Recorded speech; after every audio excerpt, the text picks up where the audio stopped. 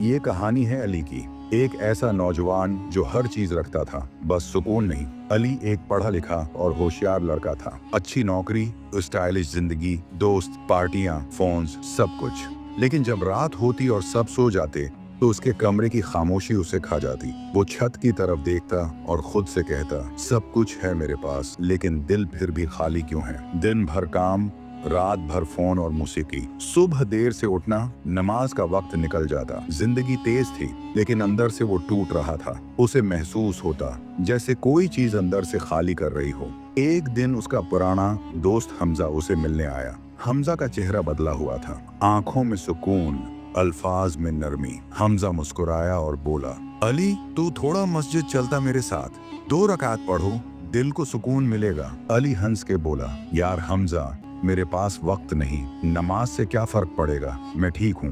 حمزہ کچھ نہیں بولا، بس مسکراتا رہا۔ اسے پتا تھا ہدایت زبردستی نہیں ہوتی، اللہ جب چاہے تب دل کھول دیتا ہے۔ کچھ دن بعد ایک شام علی دفتر سے گھر جا رہا تھا۔ سڑک پر تیز رفتار گاڑی آئی اور اس کی بائک سے ٹکرا گئی۔ ایک زوردار آواز، علی زمین پر گر گیا۔ لوگ دوڑے، ایمبولینس بلائی گئی، خون بہ رہا تھا۔ اسپتال کے بستر پر اسے ہوش آیا۔ ڈاکٹر نے کہا، تم بہت خوش قسمت ہو، تھوڑا سا بھی دیر ہوتی تو زندہ نہ رہتے۔ اس رات اسپتال کے کمرے میں صرف مشینوں کی بپ چل رہی تھی۔ چھت کو دیکھتا ہوا علی دھیمی آواز میں بولا، یا اللہ، اگر تو نے مجھے زندگی دی ہے تو میں واپس تیری طرف لوٹنا چاہتا ہوں، بس ایک موقع اور دے دے۔ اس رات کے بعد جیسے دل کے اندر ایک نئی روشنی جگ گئی، جیسے سالوں کا اندھیرا دھیرے دھیرے ہٹ رہا ہو۔ کچھ دن بعد جب وہ گھر آیا، کمزور تو تھا مگر دل میں کچھ بدل گیا تھا۔ صبح اذان کی آواز گونجی، علی کے دل نے کچھ محسوس کیا، جیسے کوئی اسے بلا رہا ہو۔ اس نے سوچا،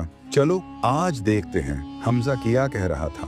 وضو کرنے گیا۔ ٹھنڈا پانی جب چہرے سے لگا تو اس کی آنکھوں سے آنسو بہہ گئے۔ اسے لگا جیسے ہر گناہ دھل رہا ہو۔ مسجد گیا۔ امام صاحب قرآن پڑھ رہے تھے، الا بذکر اللہ تطمئن القلوب، اللہ کے ذکر سے ہی دلوں کو سکون ملتا ہے۔ یہ الفاظ علی کے دل کے اندر اتر گئے۔ وہ سجدے میں گر گیا۔ اس سجدے میں سال بھر کی غفلت ٹوٹ گئی۔ اس نے محسوس کیا کہ اللہ دور نہیں تھا، وہ خود دور بھاگ رہا تھا۔ اس دن کے بعد علی نے نماز پکڑ لی۔ پہلے مشکل لگی، کبھی نیند، کبھی کام، کبھی فون، لیکن ہر نماز کے بعد دل ہلکا ہوتا گیا۔ ہر سجدہ ایک بوجھ کم کرتا گیا۔ اب وہ صبح فجر پر اٹھتا، والدین کے پاؤں چومتا، دن بھر حلال محنت کرتا، اذان ہوتی تو سب چھوڑ دیتا۔ دوست حیران تھے، یہ وہی علی ہے جو مسجد کا راستہ بھول گیا تھا۔ اب وہ وہی علی تھا لیکن اس کے دل میں نور تھا، چہرے پر سکون، زبان پر شکر۔ ایک دن حمزہ پھر ملنے آیا، مسکراتے ہوئے بولا، یار علی، تو سچ میں بدل گیا ہے۔